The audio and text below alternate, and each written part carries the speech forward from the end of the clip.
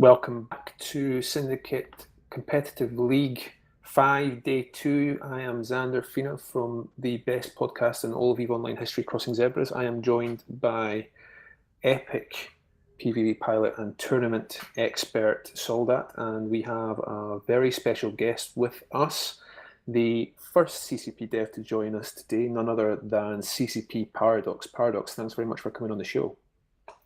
Yep, thanks. Hi, guys. We've just watched a fairly comprehensive victory by the Ronin against Deepwater. It really wasn't that close. I mean, I know they weren't able to get that golem down in the end, sold that, but there was only one winner in that fight, really, wasn't there, from fairly early on? I think we were the losers in that fight. The viewer was the loser, no matter what happened there. I'm kind of getting bored with the Bastion. Oh, we're just gonna Bastion and shoot some people and you can't kill me because I'm in a Bastion. Yay. It has massively skewed this tournament so far, hasn't it? It has been the kind of key play this tournament so far. Yeah, whichever Marauder isn't banned goes in field, hits Bastion and just sits there and does some deep. Yeah, I think it would be okay if they kept all the defensive bonuses, but you were able to Evo it. Because only newts, it doesn't work against golems and wargers, obviously. So, yeah. Before we dip into your key work in the game, Paradox, we'll get to that in a little second. I'm curious from a personal perspective, how much attention, if any, is paid by CCP into how ships perform in tournaments such as the Alliance Tournament, the New Eden Open, here at the Syndicate Competitive League? How much thought is put into ships' performance and balancing those ships for tranquility? Is it a completely different kettle of fish altogether, or is there any overlap there?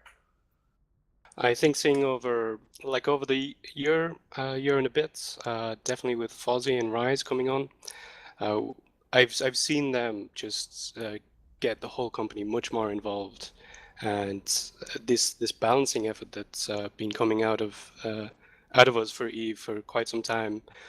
I think this is aimed to get the competition and that kind of atmosphere back into there. It's getting much more competitive, and I think that's a result of some well-placed balancing. And I guess a lot of that is down to the fact that obviously esports in all games, in all different video games, whether it be the likes of League of Legends or Dota, for example, it's becoming a much bigger thing in esports generally. I mean, I guess EVE wants a slice of that pie. Yeah, and it's because we're a single shard environment. It's just figuring out how is the best place to get into that. And seeing the New Eden Open, especially that kind of different tournament that came in, especially with bands, I think we can see the future of the rest of these tournaments, especially in the Alliance tournaments. We can do these a lot more quicker than just on an annual basis, and I think that's been really good. So Paradox, can you tell the listeners, some of which who may not have heard of you before, can you tell them what you do within CCP, what your day job is within the company?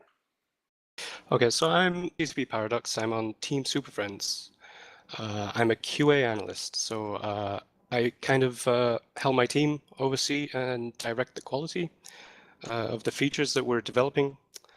So in the past, our team, if you're not familiar with Team Super Friends, we've worked on things like the probe scanning improvements, the bounty system, and quite far back in Inferno, the war declaration system. So that's kind of our history so far.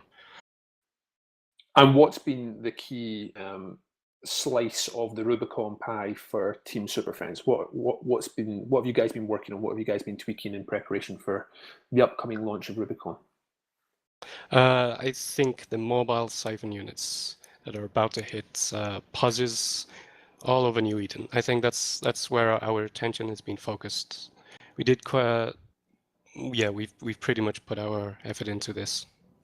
So obviously, since the announcement of those siphon units, where the whole community is just been a buzz about the excitement about these units. What was the thought process? What was the kind of design process for these coming about? I mean, whose idea was it? How did that work? At the high level, it was simply ways to disrupt players in the game. And we know we wanted to do moon raiding, that kind of activity for a while. So we had to look at some simple ways to implement a kind of raiding feature to POSes. And this Siphon unit basically came out of that. Awesome.